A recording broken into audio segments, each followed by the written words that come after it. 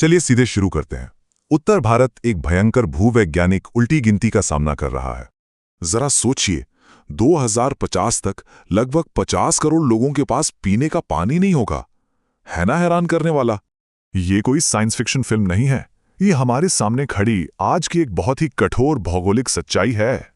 सिंधु गंगा के इस उपजाऊ मैदान में दुनिया की 11% आबादी बसती है। ये बेहद विशाल क्षेत्र है और यहाँ का जीवन पूरी तरह हिमालय पर निर्भर है। वैज्ञानिक इसे धरती का तीसरा ध्रुव कहते हैं। तो इस संकट का पहला स्तर क्या है?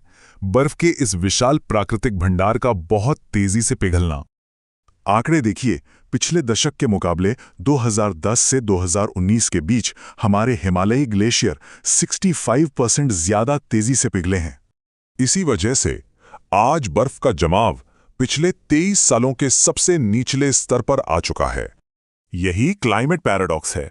पहले तेजी से बर्फ पिघलने से भयंकर बाढ़ आती है और फिर हमेशा के लिए सूखा। अब संकट का दूसरा स्तर पूरी तरह अदृश्य है। यह हमारे पैरों के ठीक नीचे गहराई में पनप रहा है। मॉनसून की अनिश्चितता के कारण हम अंधाधुंध भूजल निकाल रहे हैं। हमारे शहर सूखे कंक्रीट के जाल बन गए हैं। नदियां सूखने से अर्थव्यवस्था चरमरा जाती है, खाद्य उत्पादन अचानक गिरता है और कीमतें बिल्कुल आसमान छूने लगती हैं। 1877 का अकाल देखिए।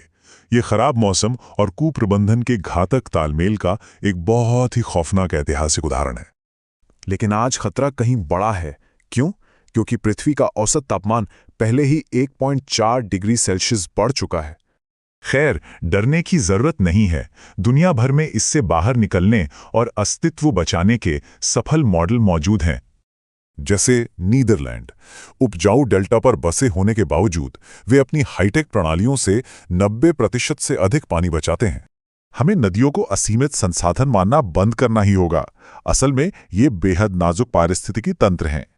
बचने के लिए तुरंत कदम उठाने होंगे, जैसे नई तकनीक अपनाना, पर्यावरण की रक्षा और स्वच्छ ऊर्जा का इस्तेमाल करना। एक दिलचस्प बात, 90% नए पौधे जीवित नहीं बचते, इसलिए मौजूदा पुराने पेड़ों की रक्षा करना कहीं ज्यादा असरदार है। सिर्फ एक पुराना पेड़ आसपास का तापमान 12 डिग्री तक कम कर सकता है और भूजल भी बनाए रखता है। वहीं सोलर पैनल लगाने से कोयले पर निर्भरता घटती है या सीधे तौर पर ग्लोबल वार्मिंग पर प्रहार करता है। सिंधु गंगा की इन नदियों ने पिछले 4000 सालों से हमारी मानव सभ्यता को सींचा है और जिंदा रखा है। तो सबसे बड़ा सवाल, क्या ये क्षेत्र हमेशा समृद्ध रहेगा या किसी लुप्त हो चुकी सभ्यता का कब्रिस्तान बन जाएगा?